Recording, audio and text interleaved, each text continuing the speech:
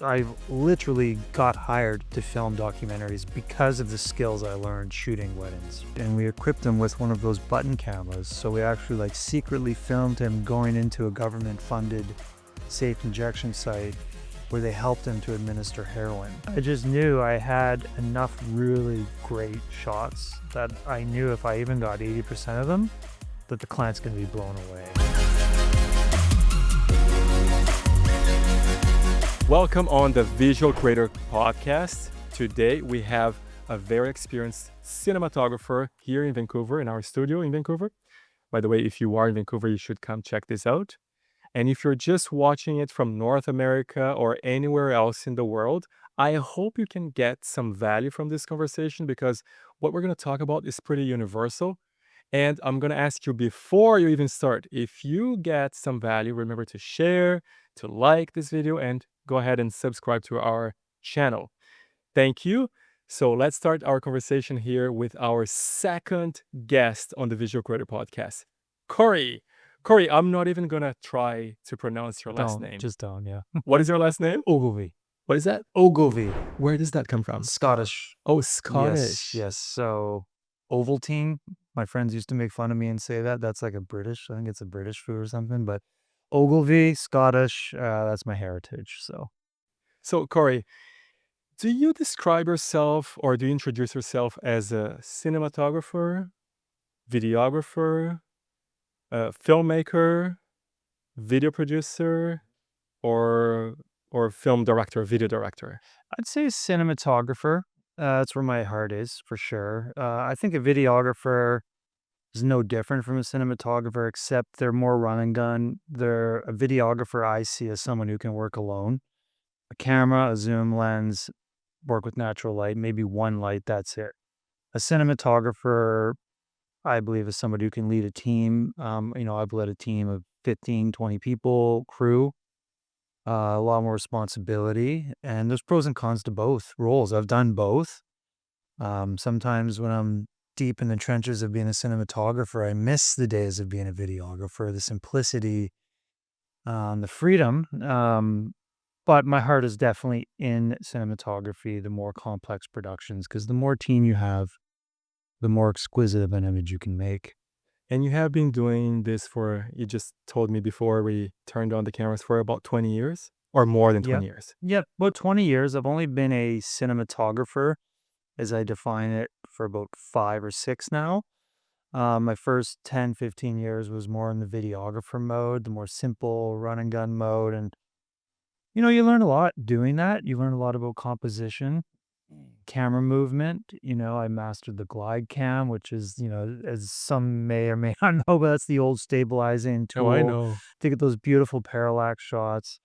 But yeah, it was actually during COVID when I had a little bit of a midlife crisis, and I said, I want to do whatever it takes to be able to produce world-class imagery, like the best of the best imagery, which took me down a very expensive rabbit hole of equipment and also expensive in terms of time. I spent a lot of time learning and analyzing and reverse engineering what the best in the business do. So that's how I kind of turned from videographer to cinematographer. It was during COVID, and I haven't looked back since. Can we start with how you started, how you felt this passion for the first time? How did you discover yourself as a storyteller?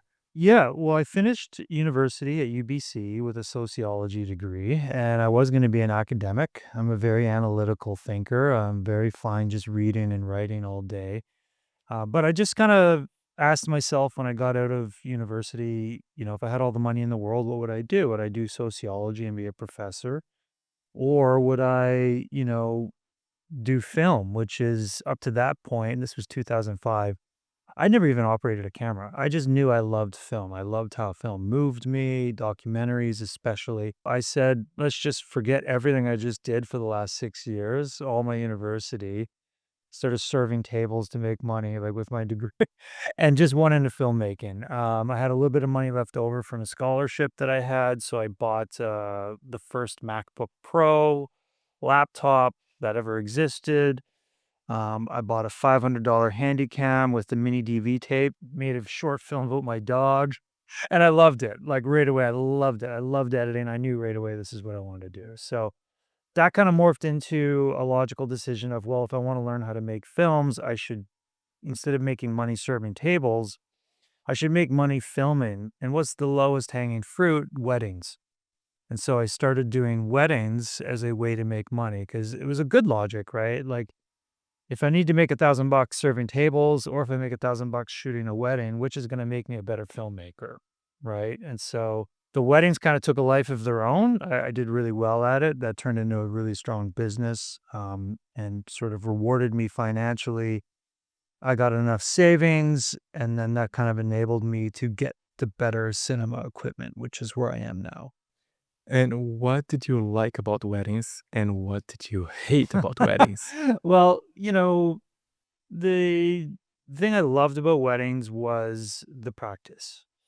Learning composition, I became a master of the glide cam, which rolled over to documentaries. I literally got hired to film documentaries because of the skills I learned shooting weddings. It's a boot camp. You are working hard hours. You don't have any time. There's no rehearsal. You can't say, "Hey, let's do another take." So I really, really love that about weddings, and also it enabled me to buy equipment. I bought a 5D Mark II. I bought the 24 to 70. I bought the 70 to 200. So that was really great. But once you've done 100 weddings, they do become pretty repetitive, right? And so that's where I sort of started to bring in a team to help. I would train others, and I had a lot of fun doing that, training others how to do what I do. And I kind of took a step back and organically sort of maneuvered into this position where I am now, where I'm, like I said, I'm just trying to produce world-class visuals. And what happened to your wedding cinematography Yep, company? the business is still going. I basically have a whole team managing it now. Oh, So okay. it's called Glimmer Films, Yeah. and it's mainly Sikh Punjabi weddings that we film. They're very big affairs, multi-day affairs, and it's good. Like I say, but it's sort of self-running now. I have really great people, really passionate people running that, and I still help. I consult here and there, and I give a helping hand where I can. But 99% of my energy now is in the creative filmmaking. I came from journalism and I was 15 years old when I knew that I wanted to become a storyteller, but I didn't know what. So you already knew that you liked film. Were you watching a lot of films or were you watching a lot of TV? I mean, everybody watches films, and for me, it was the way visuals could make me feel something. And I don't it's hard to put words on it because it's above words, right? It's visuals and feelings. And I remember the first time I color corrected, I was like, "Oh, that's how like a film gets a yellowish look, or how it gets this cool look and makes it feel depressing." And I just remember this feeling of power. It was the weirdest thing where I felt powerful. I was like, I have this new power that I can make people feel a certain way by altering something visually. And I still do to this day. Like when I buy a lens, a certain lens that I've always wanted, I feel more like I don't know how to explain it. It's like not power as in like power over people, but just like it's like I have a new weapon or a new way to make people As a feel. creator, right? You're creating something and you're creating something that has an immediate effect. So you probably felt the same. I made a few documentaries, and then I am watching the film on the big screen in for example, a film festival, and then I know, okay, now like in 10, 5, 4, 3, everybody's gonna laugh, and then they laugh, and then oh, and this part, oh, now I know it's gonna start building up. In about 1 minute, some people are gonna start crying, and I already get goosebumps. Like, man, I I filmed this, I edited this, I watched this 100 times, and I am still getting emotional watching this. So I think that's the power you're talking about, Mhm. right? Yeah. Yeah, no, exactly, and kudos to you. I mean, I've been to a few film festivals myself, and I've always wanted to have that certainty, like, "Oh, somebody's gonna laugh at this point, or somebody's gonna cry," but I've always had the doubt, like, "What if it doesn't land? What if it doesn't work?" But it is a real thrill.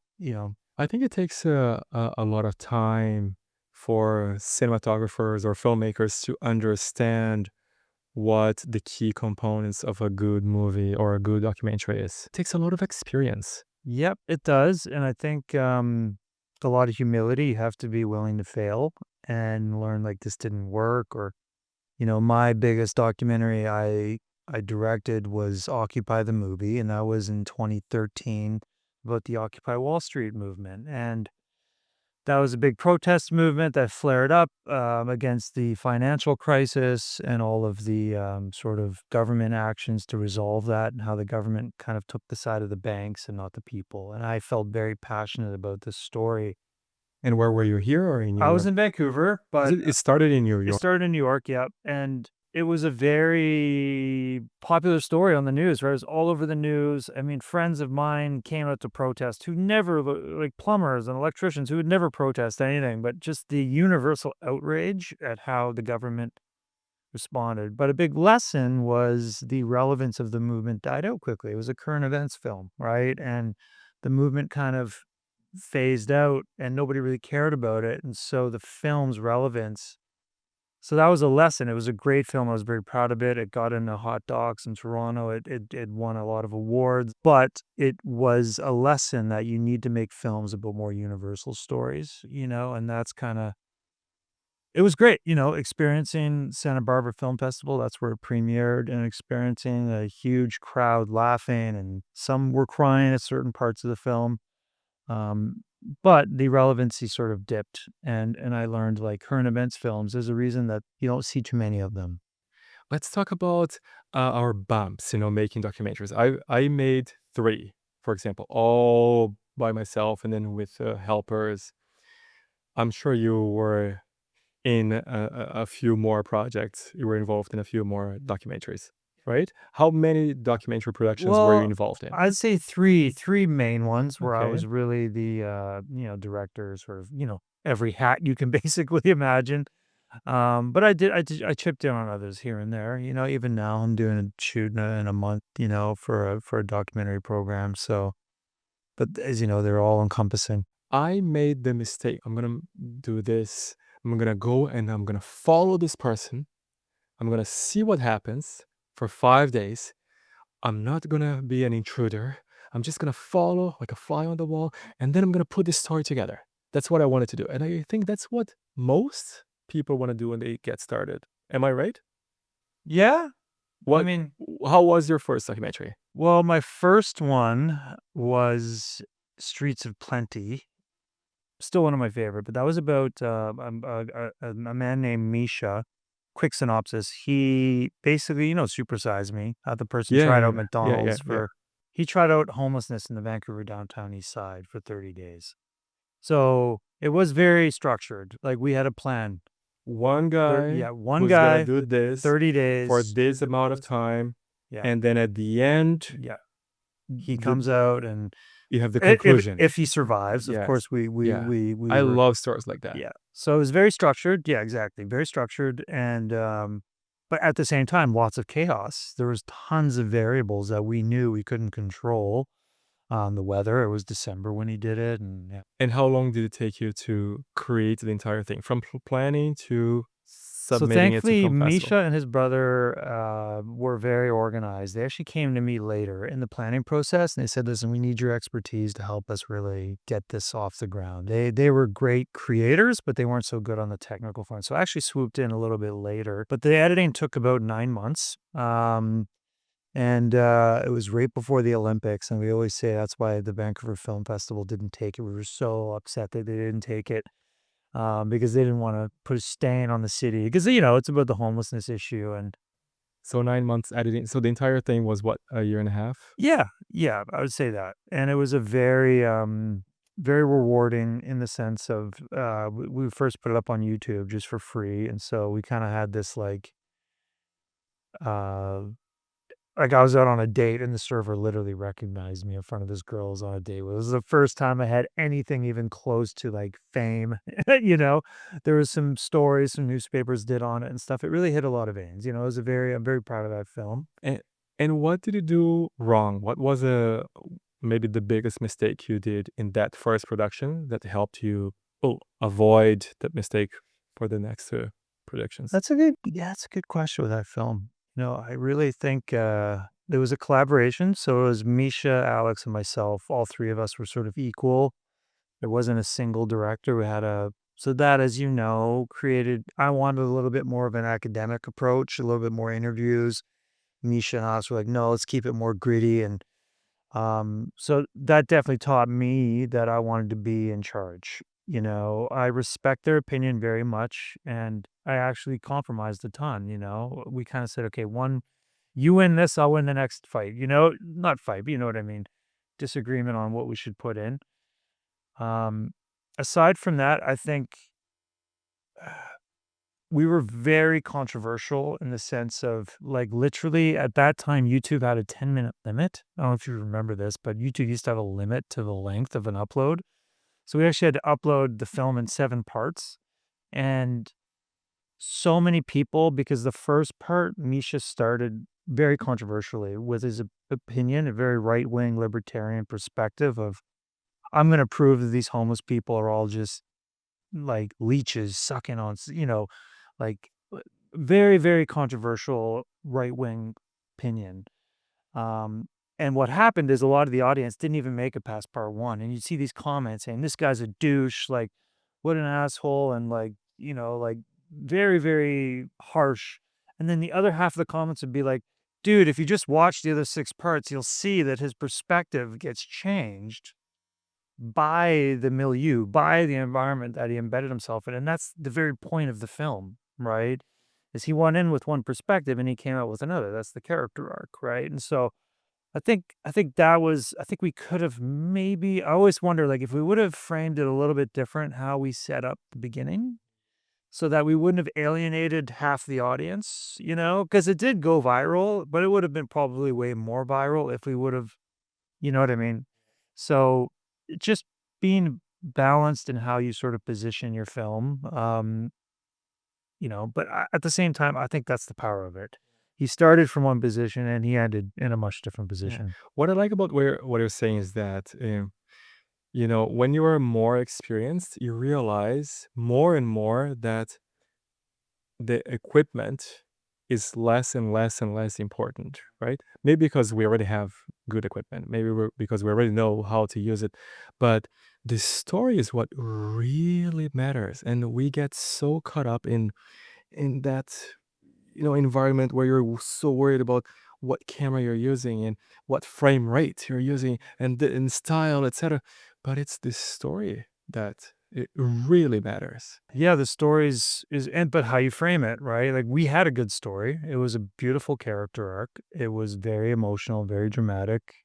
I mean, he did heroin and he did crack cocaine because he wanted to experience the experience. Oh, he did it the only during And this and he experience? did that during, and, we, like, went into the safe injection site, and we equipped him with one of those button cameras, so we actually, like, secretly filmed him going into a government-funded safe injection site where they helped him to administer heroin. So he he experienced homelessness viscerally, like like, physically, right? And like I say, I think my biggest regret was and again, that was a disagreement we had. Misha really wanted to push like, "But make me a villain." Like he really positioned himself as a villain in that first part of the 7 parts. And I can't help but wonder. I'm like, yeah, because the comments people said, like, if you would just stay for the other 6 parts, you'll see that he's not what you think he is. But that's what people want, right? It's emotion. I think even though you lost some people at the very beginning, it's very honorable what you managed to do because we want to incite positive and bad feelings. I hate it. Ah, let me comment. Right? You got a lot of engagement. Yeah, yeah, and it was unpredictable that way. I think that's one of the main things about his story. Have you read Aristotle's Poetics? I might have. Yeah, so that's I was like a big Nietzsche's fan. okay. Well, Aristotle's the OG, right? He's like way, way back, ancient Athens. But his book, Poetics, one of the main, he analyzes the Greek theater. So, and what makes a good play Oh, versus a I bad remember play. that. Yeah. And of course, he's definitely probably the smartest human who's ever lived. Somehow, just from his observations, he was able to deconstruct what makes a good versus a bad story. And one of the main like themes that keeps coming up for him is surprise. Surprise. You have to surprise the audience. You have to make them think something's going to happen, then something else happens. And boy, is that ever true, right? If you think of, I just watched The Studio on Apple TV, and have you seen that? There's like a plot in there with Ron Howard and Beautiful Mind. The whole plot of Beautiful Mind with Russell Crowe is that we get surprised at the end when we learn that this person that he's interacting with, who's like Mm. some spy, I can't remember the exact. Spoiler alert here. Okay. Yeah, sorry. At the It's end, so when he old. learns the It's what at like a the end? 20-year-old. Yeah, but the whole Sixth Sense, you know what I mean? How we were, oh my God, he's actually, and so using surprises and tricking the audience, that's something that's been done since ancient Athens. So we're talking 2,500 years ago when theater was invented, right? And it really hasn't changed at all. You can read Aristotle today and apply it to any modern day script. And that's what I think was the power of that documentary. And I think it had a lot going for it. And do you think it's easier to create the the surprise element in documentaries or in feature films? I think it's easier in dramatic because you can write it. You can write it and you have a lot of control over it. I think it's more powerful in documentary because it's not written. It's real, right? It's something you didn't expect. It's like, whoa. Like, I don't know about you, but I go through phases. I'm in a documentary phase now. You can have like the best dramatic film on Netflix right now, but if it's like a mediocre documentary, I'll go to that. I love these documentary series, limited series, 3 episodes, 4 episodes. I love them, especially the ones that make it to Netflix, because I know the bar has been raised Oh yeah. so much Yeah. for Netflix. Yeah, it's insane how it's going. I see limited series, a real story. I go, wow, this must be Yeah.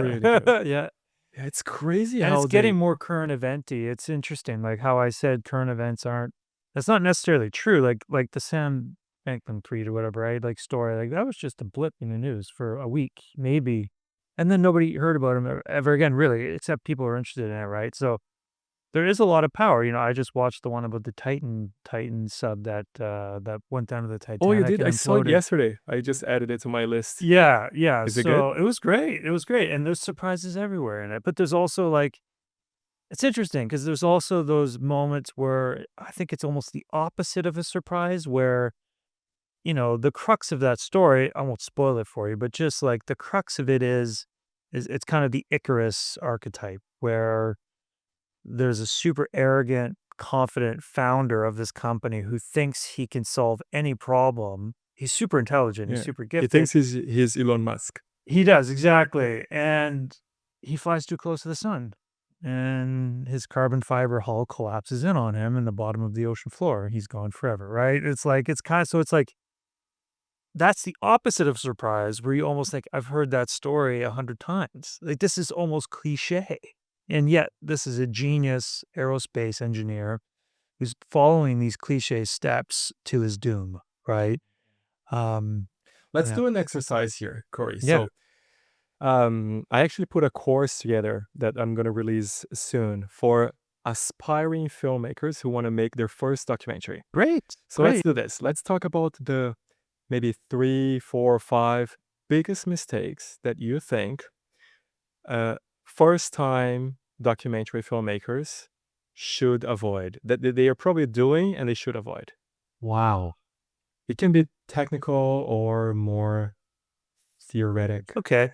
Yeah, I think for me, the biggest mistake I can only speak from my experience. I'm not you're probably way more theoretically aware than I am in terms of the big picture, but the biggest mistake that I made on Occupy the Movie, which was my most recent film documentary that I directed, was it was too academic and not personal enough. So again, the film was about the financial crisis and the impact on everyday people's lives. It was more about the movement, the activists.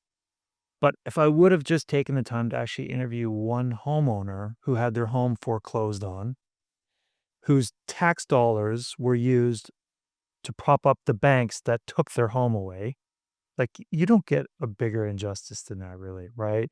And I didn't have the wherewithal as a documentary filmmaker. I was so focused on we interviewed Noam Chomsky. We almost interviewed Michael Moore. We almost got him. We didn't. We interviewed stock traders. We interviewed all the big activists of the Occupy Wall Street movement. And yet, so we did 57 interviews in 30 days in Manhattan. We basically moved to Manhattan for a month. And every day we took the subway into the city and we just talked to people. And then they led us to other interviews. Not one of those 57 interviews was with the very people who that movement was about protecting, which were the homeowners who were foreclosed on, right? Who suffered one of the greatest injustices in American history, right? And so for sure for me, that was, I would say, number one regret. It would have given the film more legs too, because it would have made the film more timeless because you're talking about a person just like you or me who could own a home versus just talking to activists and stock traders and academics. So get down to earth, I think that would be not the mistake, but the prescription. Like, make sure you get down to earth. Make sure you get the human story. If you're doing a documentary about something that's lofty and up in the clouds, Another one would be, like I just mentioned before, thinking that I'll just go and film, which was my biggest mistake for my first documentary. For the second documentary, it was another one, but I will just go. I will stay with this guy for 5 days. I will capture everything, and then I'll put the story together.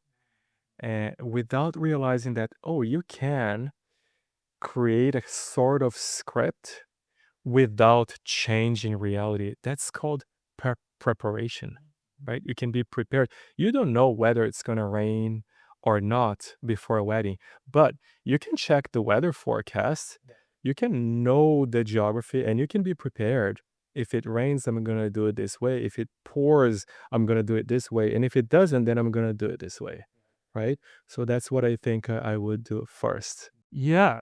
I mean, well, then it would be, I think, be unpredictable. And I Oh, think, what do you mean? well, I think,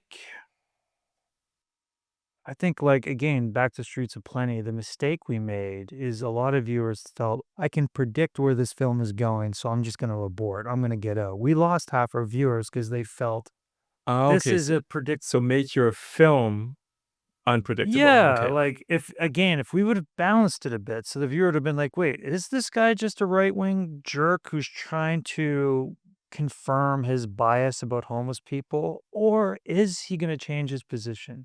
So if I would have made it a little bit less predictable in that first 10 minutes, again, we would have retained, and that can be the difference between your film being a success or not, right? Is if you can retain an audience or not. So you were talking about adding the element of surprise. Surprise, this is a little, yeah, so, like, I think, like, for example, I was watching a true crime, I can't remember which one it was, but I think it was the one about Tylenol, the Tylenol Oh murders, yeah. and I think it's called Cold Case. I think they actually call it, like, Cold Case hyphen, and then it's like, or yeah, and then they say, and I only got, like, 2/3 of the way through, and I was like, "Wait a second, I don't think they're gonna catch who did this." And I lost interest immediately in the documentary series because I could predict that they're not gonna catch who did this. Every true crime, the power of true crime documentaries is, "Oh my god, are they gonna get who did this?"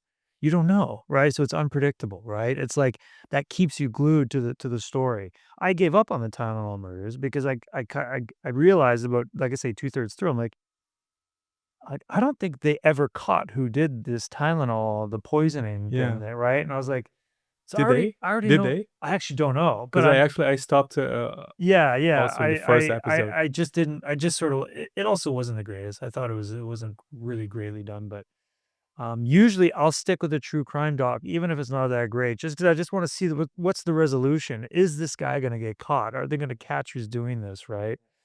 But it was called Cold Case, like literally Cold Case, and I'm pretty sure that means like they don't. It still exists. Like they don't know who did it. So.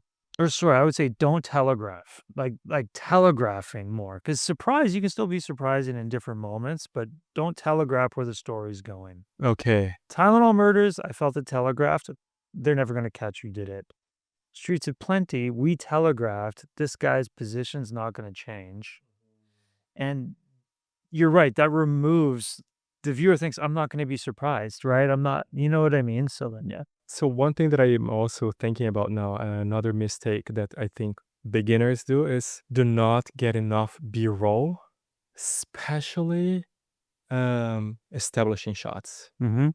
and also like behind the scenes shots, but not that B-roll that you stage. Okay, now you walk from here over here, you look and you just stand here and you look through the window. Man, whatever you're planning, plan like 3, 4 times as much because that's gonna make the editing process so much easier, Yep. right? Yep, I agree, absolutely. I think for Did it the ever happen to you? well, the Occupy film, it's interesting you say that, because we filmed a lot. So we solved that problem because we were there for a month, and when we weren't doing interviews, there was still protests happening. Got some amazing glide cam footage, like, right in the middle of a busy Manhattan street that was completely cordoned off because of these protests, and, like, I literally filmed a protester run right by me. He thinks he's getting free, and then you see a plain-clothed police officer emerge from the protesters and grab him and pin him down to the ground, and then the other cops came and grabbed him, right? So, we filmed heavy on the B-roll, but at that point, I was experienced enough. But absolutely. And things you may not think are relevant, like a building, like we were filming in Yeah, Manhattan, right? establishing shots. Yeah, exactly. Like, because we had these stockbrokers talking about Wall Street, and we did these beautiful time lapse 5D Mark II in photo mode. So we got these beautiful, crisp time lapse shots of buildings with the clouds whispering by, and we used every single one, right? Um, we filmed tourists at the Bull in Wall Street. You know that big brass bull they have with it's like a big statue of a bull right in Wall Street, and it ended up being even in the trailer because it was these tourists who are way up in the clouds and they're all just like laughing and getting photos with this bull. And yet, that very bull, which symbolizes Wall Street, was the source of the most pain and suffering in America for decades. And yet you have these. So it was like a contrast B-roll shot, right? I remember filming them thinking like, oh, we're probably not going to use this. And it ended up being like just these goofy tourists getting like selfies with the bull. That sort of disconnect of them being so ambivalent to the evil that that symbol had wrought on the American people. It was just a cute, quirky source of B-roll. So I totally agree, though. Yeah. What piece of advice would you give to someone who has some experience as a videographer, knows how to handle a camera, knows how to do some editing, maybe has done a few weddings, but now they're really trying to get this one documentary done from the beginning to the end. Well, keep it cheap. I mean, if you don't have funding, as we all know, government funding is very erratic in Canada to get telefilm funding. The criteria, I don't even want to go into it, but it's difficult. So keep it simple, keep it cheap, keep it local if you can, because if you're able to wake up and go and shoot B-roll for your film versus having to buy a bus ticket or an airplane, like that's the difference between it being a good film and virtually impossible to make. So if money's not an issue, that's a whole different ballgame. But I think, keeping stories local and universal, right? Again, the Occupy film, like, that's kind of a regret. Like, there's only a financial crisis once every 60, 70 years. So it's like people 20 years after it happens, there's not much relating you can do, right? But, just an example, like, let's say, uh, I think I heard somebody talking about like gentrification. So, like, how poor home districts are getting torn down for rich districts, right? Like, that's something that's happening every single day. So let's just say, for example, a family who's getting uprooted and they don't know where they're going to go next. And you can show this story about these children and this mother and this father. That's like this universal story that's happening again and again and again with real estate. So keep it cheap, keep it local, keep it universal. Now, when you start a project and you walk into a room, what is your rationale about lighting? What's your approach? What do you see? What do you see? What do you not see? Yeah, yeah, I have a document that's evolving, which is what I call a principles document. So and it's tiered. So there's kind of like like absolute principles that I apply to every single shot I'm lighting. Then there's like sort of audibles. So sometimes they apply, sometimes they don't apply. Um, but long story short, lighting really it starts with the face. It starts with the human face. My brother is an artist. He's a painter, and 90% of what he paints are portraits, and it's what most painters paint is faces. It's interesting. And so as a cinematographer, I think the very first thing you need to learn how to light is a face. What I did is I bought a mannequin, from Amazon, 20 bucks, like a mannequin with skin tone with hair. The skin doesn't react exactly the same to light as human skin, but it's close enough. And so study lighting a face. There's a million ways to light a face. I mean, I'm looking at you right now and you're really well lit. You have the lights coming over just to the dark side, but you do have some shadow. Um, yeah, so I would say lighting a face, then there's so many variables, right? Softness versus hardness. Um, there is, intensity. There is like how far over do you go? Do you go for the Rembrandt? Do you want that true crime documentary look or do you want the high key look? Yeah, lighting is it's like just when I think I get it, there's always like a whole new realm you learn about. The inverse square law, I would say is probably one of the most transformative principles I've learned. And that's the whole idea that light is on a logarithmic curve. So like if you have a source that's here, you have a person that's here, right? And then if that person goes twice as far away, the light is not 2 times less, it's 4 times less. So it's exponential. And that's critical because it really, really applies to everything. So if, for example, like one quick example is you have a person walking towards the camera, and if you set up a light really close to them, they're gonna get brighter and brighter and brighter as they get closer to that light. And so they're gonna feel lit, which honestly is principle number one. You never want people to feel like there's a big light. So instead, you want that light really far away so that when they're walking, right, they won't feel lit. Problem is, to get a light this far away that actually hits them, it has to be huge and powerful and expensive, right? So that's when you start learning limitations with smaller light fixtures, right? And so I think definitely I would say anybody who's getting into cinematographer, the inverse square law in terms of a technical scientific thing, it's not hard. You can learn it pretty quickly. There's a few diagrams online. Um, that is a technical thing I would advise. And then a theoretical thing would be a big mistake most people make is if looks lit. So when you look at people's work, it looks like there's a light on them. And almost every scenario, you don't want something to feel lit. I can't think of any scenario where you want it to look to the audience like they're being lit, Whether you're talking a documentary, even a corporate video, like if I do a corporate interview, I want it still to look like it's just a natural light coming from just off camera. There's also the difference between a videographer and a cinematographer or a video producer who comes and creates this cinematic look. It's so different than just making everything bright. Yeah. And that's what a lot of videographers are doing. Okay, bright, bright, bright. Yeah, I Yeah. can see everything. Good. And we go and, oh, too bright. Dim this down, turn this off. Blah, blah, blah, blah, blah. And now this light here and then this light here. Oh, now it's beautiful. Yeah. And people who don't know how to do it, they love it. And they, like I said, they don't know how it was done. But you like it. Yeah, no, exactly. Like there's universal things. There's, one thing I've just learned recently, very recently, it's been the biggest epiphany I've had probably in the last year was the concept of a heavy toe. Okay. Like in an image, right? Contrast is important on a micro level, meaning like you want there to be light, dark, light, dark, light, dark as much as you can, like that checkerboard pattern you may have heard of.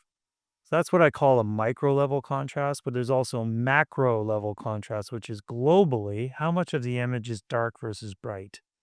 And I've noticed that all the leading cinematographers, Roger Deakins, Craig Fraser, all the best commercial cinematographers, all the stuff I think looks really good. Like it was just an aha moment where I was like, usually 80% of the pixels in the image 70 to 80% are all in that lower 30% of it. They're dark. It's dark. So this is, of course, subjective. If you're doing a high key interview for a Barbie commercial, or whatever, like, but the majority of the time you want most of your frame to be dark. And I actually tested this theory. So I would bring in all of these commercials that I love, Lamborghini commercials, Porsche commercials, commercials about products. I would bring in films that I love. Batman from Greg Fraser, one of the most beautiful films I've ever seen. He filmed that on the LED stage a lot, but I just tested the theory again, again, again, like the best commercial cinematographers in the world. And on images that I thought looked bright, I look at the histogram and it would have a heavy toe just means like the shoulder in the histogram is to the bright side. The toe is to the dark side. And so every histogram you want it to look like kind of like this, and then a bump in the bottom third, which tells you that most of your pixels are in the darker range. Any Netflix, I know it's crazy. Any Netflix, all the true crime documentaries, of course, because they're dark and gritty. But even like stuff that I thought looked kind of bright, I bring it into DaVinci and then I just look at the scopes and the scopes. That's what I love about cinematography is you can deconstruct every single person's work. You can just rip it off YouTube, or you just I use 4K downloader or whatever just to rip videos from YouTube. You bring them into DaVinci and the scopes will tell you exactly what that What was cinematographer that? did. Oh, wow. And now we have also audio and we have cameras. Yeah. So if of course, everything is important. Everything is essential, of course. But let's say interviews or commercial uh, percentage. If we have 100% importance only for these three components and nothing else, okay? So lighting, audio, and cameras. How would you split up those concerns? I'd say camera's the least important. I'd say as long as you have log. So as long as you have 10-bit log. So if you're shooting 8-bit, like with a burnt in picture profile, then you're screwed. So it just has to be like a Sony A7 III. Okay. You give me that, but I can shoot S-Log 3. That's it. That's like bare minimum. So camera's the least important as long as you can shoot 10-bit log. Audio is, I would say, second. Just because, as you know, if the audio isn't good, it's useless, right? You can't have an interview with bad audio. Like, I used redundant shotgun microphones when I do interviews, so I don't use lav just because there's too much of a risk for like rubbing and distortion. So I just literally put two shotgun mics. They're completely separate. So if one fails for whatever reason, I know I have another. And I would say lighting is the most important. Audio is not hard, right? All you need is two shotgun mics. I mean, one of mine I use, it's a M3, a Zoom M3. So that's a self-contained, has a micro SD that goes right into it. There's no wires coming out of it. It's a fully self-contained shotgun mic. That's $400. The other shotgun mic is like a $600 Sennheiser with the XLR cable. Goes into a 32-bit float Zoom F3 recorder, which is like four. So it's like $1,500. I never have to worry about audio ever. And I know I'm going to have perfect world-class audio, right? Maybe not world-class, but good enough. But the lighting is really, I would say, number one. So I'd say lighting 50, audio 30, camera 20. A lot of things that you know now are probably things that you learned by not knowing them when you should have, right? Yeah. So let's talk a little bit about mistakes. The most awkward situation for you being with a client or before the client shows up and oh shit. Like once, for example, I remember, thank God I was the in-house videographer, photographer, social media, everything 18 years ago. And then, oh man, it's unrelated to video production, but the hard drive was the one of those big ones that needed power. And I stumbled on it, disconnected. It fell on the floor. And I lost maybe 2 terabytes of files 15 years ago. 2 terabytes. Like it was like 20 terabytes today filming in 4K. So I lost a lot of files and I could never get them back. So that was really, really painful. Of course, I didn't get in trouble, but it was one of the most costly lessons for me. Now, your turn. Audio.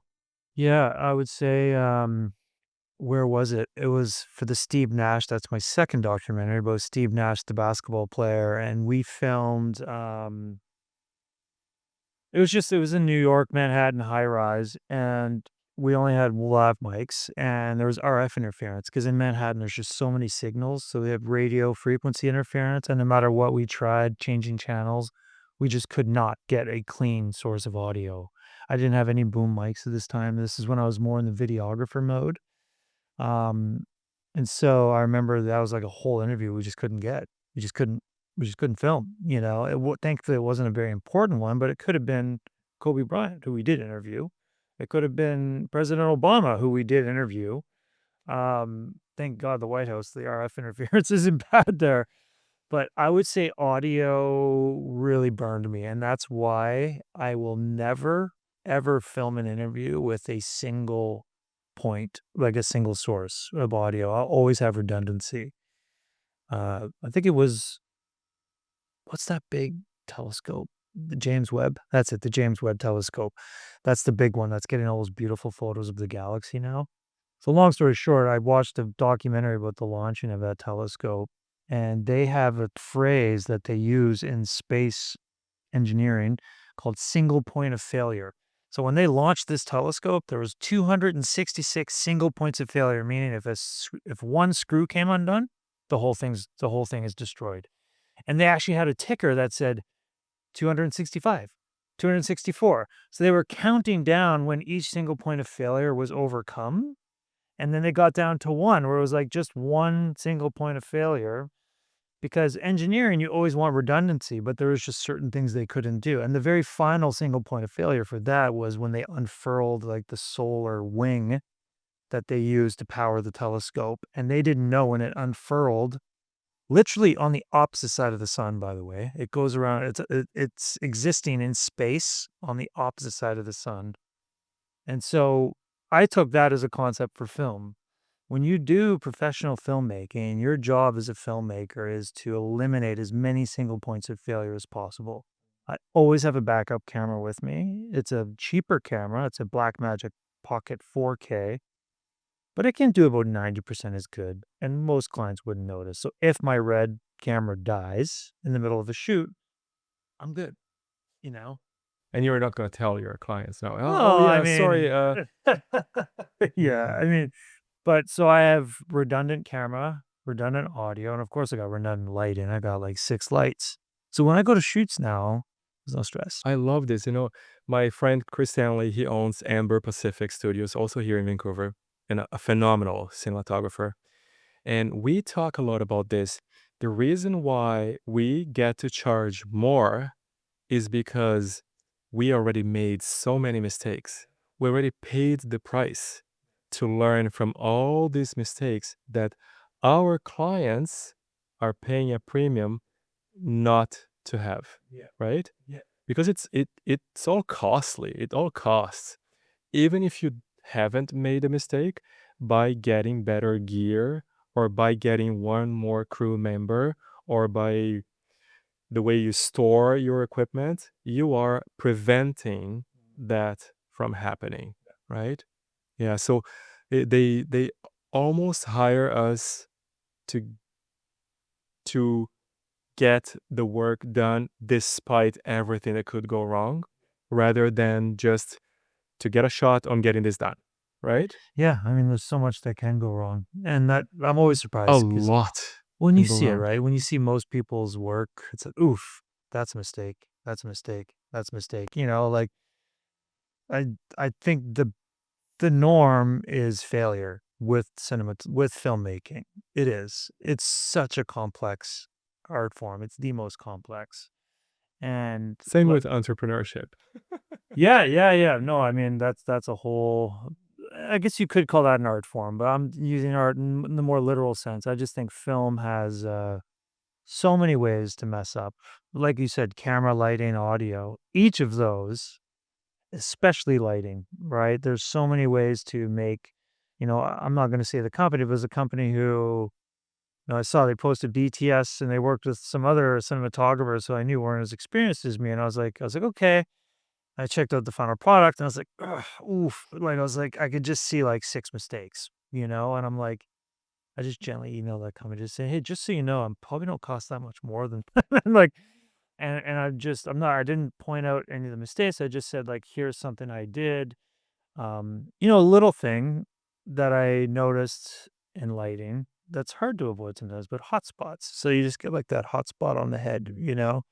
And that depends on how big your source is versus how powerful it is. If you have a small source that's very powerful, you're gonna get that ugly hotspot on the head, right? Um, and so yeah, I find that's interesting. I think Patrick O'Sullivan, the Wandering DP, great podcast about cinematography. He said effectively the same thing. He says the norm, like the norm is entropy with cinematography. He's a high level commercial cinematographer, and he said like the norm is crap. Like he said, like the norm is for your image to look really, really bad. What's abnormal is for you to do the 100 right things that get your image to that next level, right? So, like, the entropy is like everything just regresses to a muddy, boring image, right? And so that's why I listen to him a lot. I think he's been going for 10 plus years now. That's probably the best cinematography podcast, I think. And he's a very cynical, very, very funny, a little arrogant, but in a funny way, guy.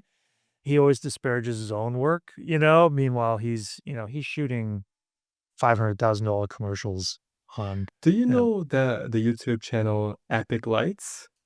I do not. The guy is so funny. Like, he's really good.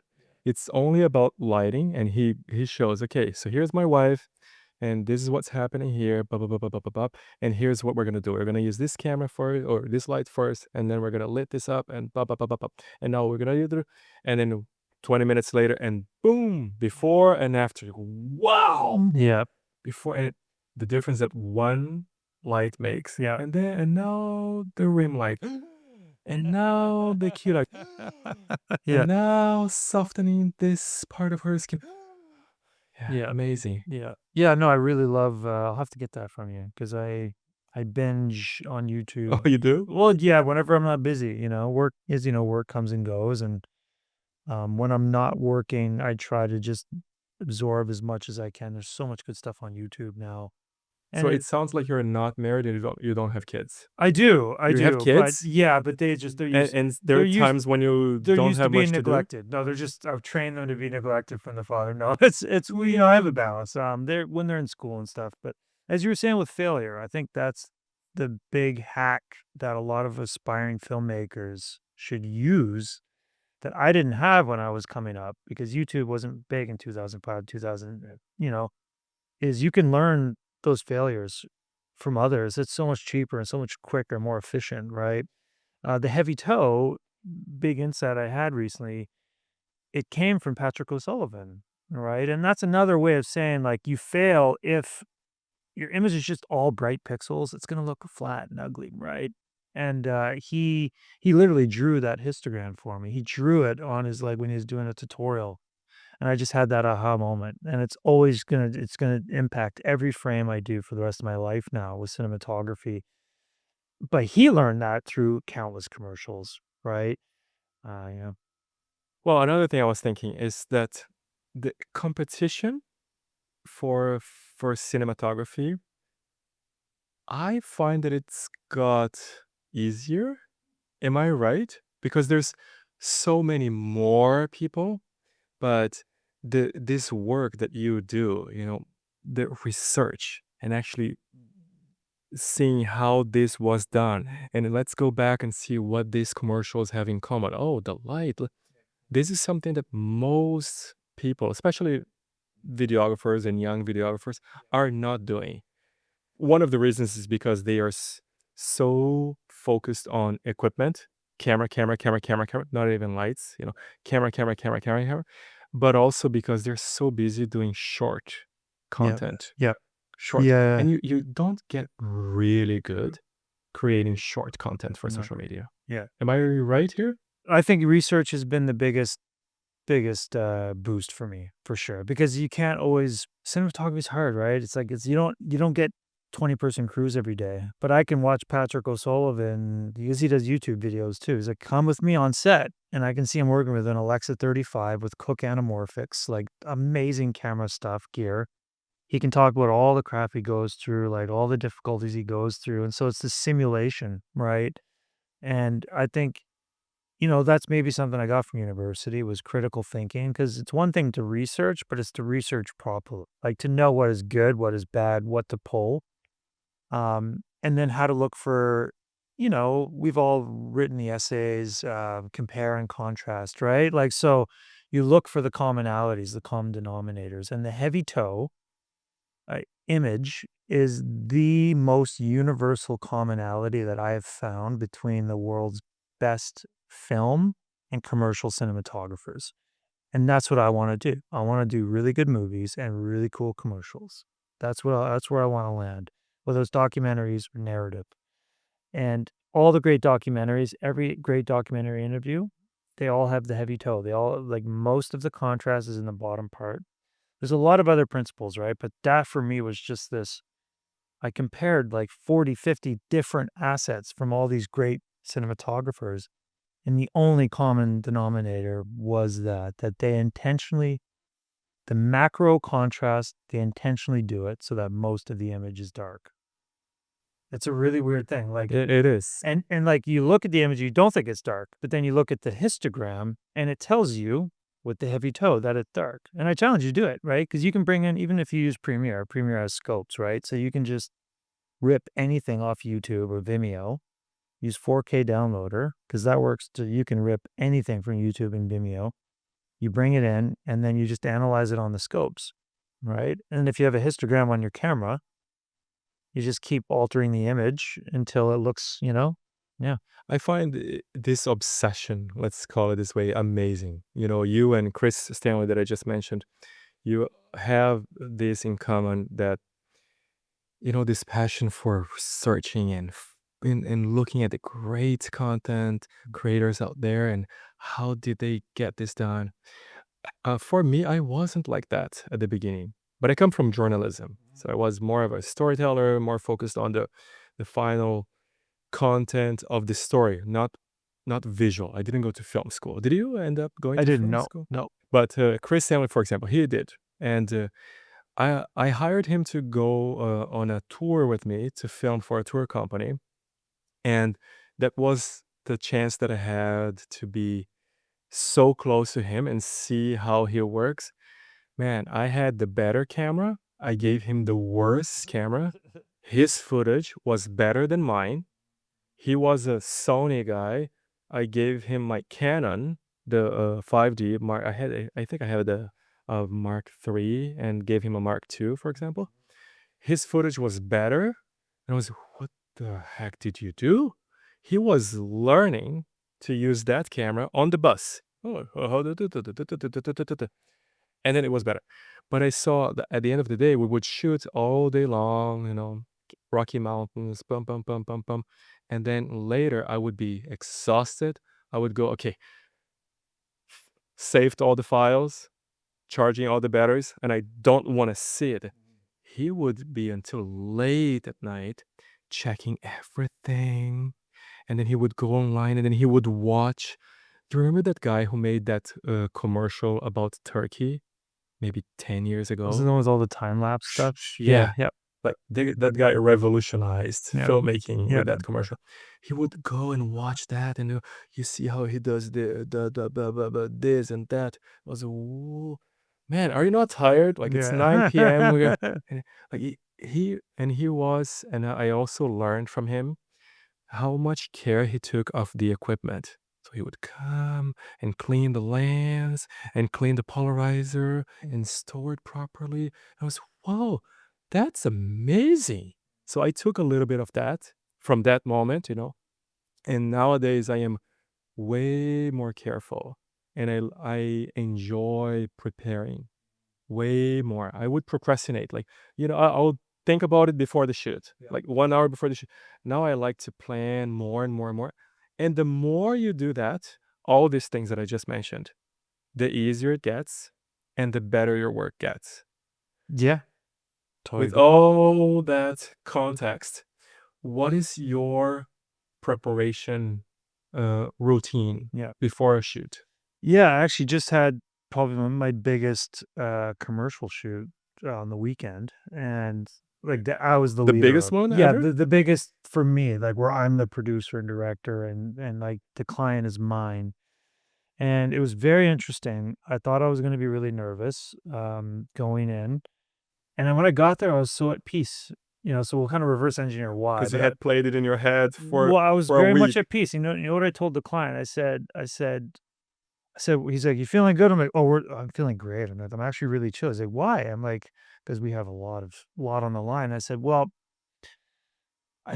I'm planned, I'm prepared. I'm like, even if we get 80% of what I've planned to get, we're gonna have a great video." And so the way I phrased it to him is, we have a very large creative margin.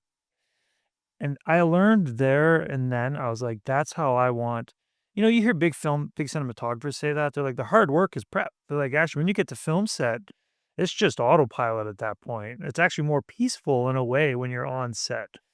And so to get myself that creative margin, I just knew I had enough really great shots that I knew if I even got 80% of them, that the client's going to be blown away. And so that's a combination again of research, of referring to shots that work. So this is more of a car. It's a luxury car sort of timeshare company in Vancouver, and we're filming Ferraris and Porsches, and we had this big warehouse, and um, but I got a crane, so I had a jib, a 15-foot jib, and I knew the jib shot was going to look great. I just knew it, right? So I knew we were going to get that. I had a Inspire 2 drone with an 80 mil lens on it, so I knew a and I knew we were shooting a Porsche at golden hour. I knew that the road we were shooting, were facing the setting sun, so I knew we were gonna get, like, flickering light as the trees were I just knew all of these check boxes were getting checked off, so I was like, "Even if we don't get a couple of these shots, we're still gonna have a great video," and so that's both prep for that shoot, but that's also all the research, right? Like, I know you gotta shoot backlight, right? And I know that drone looks horrible if it's all on an 18 mil lens. Like, if you're shooting a car on a super wide lens, all you're getting is that really wide where the car is just tiny, even if you know what I mean? So I knew if we had an Inspire 2 drone with an 80 mil focal length, that it would look insanely good because what's gonna happen is the car is gonna be sharp.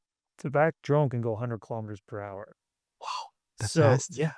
So I knew if the car is sharp, I knew that the motion blur, everything else was just gonna be a blur, like, in a beautiful way, right? And it worked perfect, like, it looked so good, and, I had a trick where I was in the Porsche and I actually, like, hung out the door. I put a sound blanket on the door and I hung out and I just held the camera to the side of the car. So it looked like the camera was mounted to the side of the car. So and I knew that would look good. You see what I mean? So I just knew, like, we would get enough, and that's really the prep. But that prep is both, like I say, the day before or the week before, but also the years before of all those YouTube videos and The 20 extracting years before. yeah, just extracting principles, right? Shooting backlight. If you're gonna shoot a Porsche driving down a country road, shoot it at golden hour and blue hour, right? Don't shoot it at 12 o'clock in the afternoon, right? I've worked for companies where I'm just slapping my forehead. Hey, Corey, we got a car commercial or we got a car dealership commercial and we're gonna shoot at 12 noon. And I was like, why? Like, why would you do that to yours? Oh, it's budget reasons. I'm like, yeah, but the video is gonna look, um, so that kind of thing, and I knew, for example, like I have it's called this handheld split diopter, which is like the lens accessory you use to get, if it's ostensibly what it's used for is if you want to get a close face in focus, you put it up in the lens, you can actually get the background in focus, is when you get those two focal planes. Anyway, it's this cool piece of glass where if you actually angle it in front of the lens when the sun's coming in, you get this cool flare effect. So I knew that was gonna look cool. You see what I mean? So It I just had sounds cool. yeah, I had all these tricks up my sleeve. I had a very sharp lens that I knew when I did a close up on that man's eye when he was driving. I just knew it was gonna look good. It actually ended up looking better than I hoped. Again, because one thing I learned on this shoot is if you're shooting at golden hour backlit, right, with the sun coming at the camera, it was a fluke, but the country road we were on in Richmond had all these trees, and so the trees functioned as a flickering, so you had, like, the light not constant, but flickering shade and sun, and that made the image much more dramatic and enticing. So, yeah, that's what I did for prep so that when I woke up, I slept really well. I woke up, I was so relaxed. I watched a documentary. That's a trick I learned from my basketball coach when I played basketball at UBC, is on game day, he actually every day there was a game, he prepared so much for the too much, I thought. I would complain, "We're doing too much prep. Let's just practice, right?"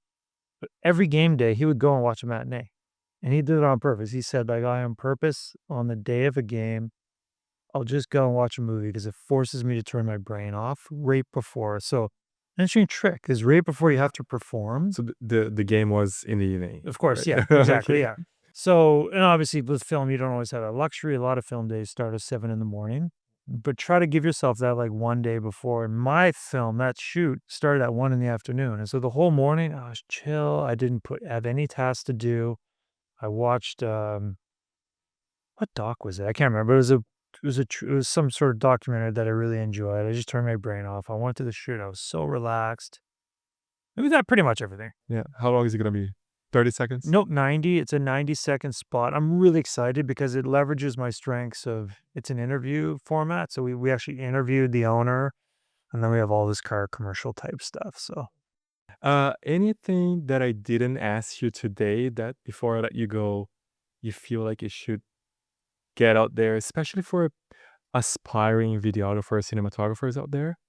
I think I don't know. I think the biggest thing I've been struggling with, I would say in the last year, has been the feast or famine aspect of film, where being a freelancer, where sometimes things are really busy, sometimes things are really slow, and I think emotionally that can be very difficult. Now, I listen to podcasts of filmmakers all the time, and that is literally what saved me. I was in a rough spot, and, I had about a month there where the phone just wasn't ringing, and I'm like, "Did I do something wrong? Is there, like, an article about me online that's" like, I was just like, Yeah, "What's going wrong?" Right?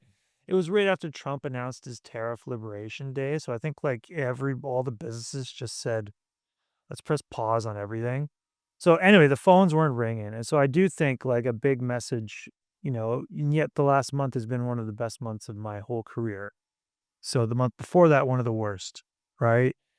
And so I think definitely a big message to that I've heard from other artists is when you are slow, really try not to get down emotionally about it. And I actually heard one podcaster say, like, when you're slow is when you build.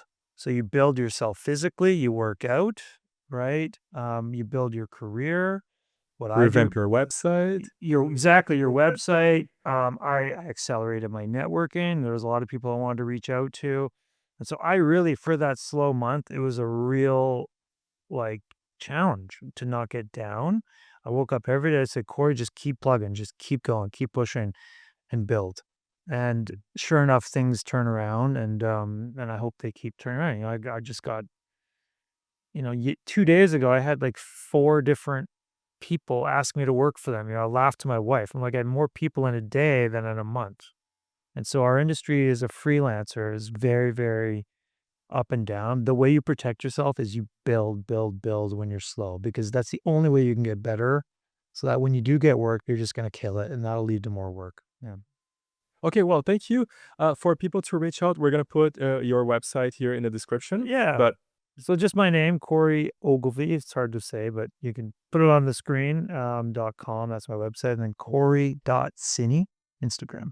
and just a short recap, the coolest stuff you have done. I know one of your biggest accomplishments was interviewing Obama. You were in the White House. You also interviewed That's a highlight. that great Mexican American actor. Oh, Danny Trejo. Yeah, Yeah. he's So that was awesome. more of a scripted doc. He was more of like he was a paid narrator for a documentary. So it wasn't an interview. It Oh, was more like well, he was a narrator. he was a script. It was scripted. Yeah. He's reading off of a card right under the screen, but that was amazing. What else do you have in your portfolio? that you I mean, I'm love super talking about? proud of Streets of Plenty. That has legs because again, that's not a current events film. In fact, poverty and addiction and mental illness and all of that has gotten worse. We thought it was the worst when we filmed. So it's very relevant, as we all know, in the city's news. It's probably the, 10 cities. So I'm very proud of Streets of Plenty. And I think this car spot I'm very proud of. Once I release that, I think you'll like that. And but yeah, aside from that, nothing else. I'm trying to keep things small right now. Documentaries are a big commitment, so I don't have any big docs on the horizon yet. I do have a short film, the narrative that I did called Move In. So that I won't go too long about that. But that's an 11-minute narrative short that we shot on Arri Alexa Mini with Master Primes, and that's currently submitted to VIFF and TIFF. And then we're gonna submit to Sundance and hopefully get in there, so Cool. Good luck. thank you. Well, thank you so Elton, much. you're amazing. Boom, boom, boom. Thank you, Corey. And thank you for watching this episode of the Visual Creator Podcast. Remember to subscribe to our channel. We're just beginning, and we're trying to create this community of aspiring filmmakers, professional filmmakers, and marketers who want to know more about filmmaking, photography, and podcasting. So thank you so much, and I'll see you on the next episode.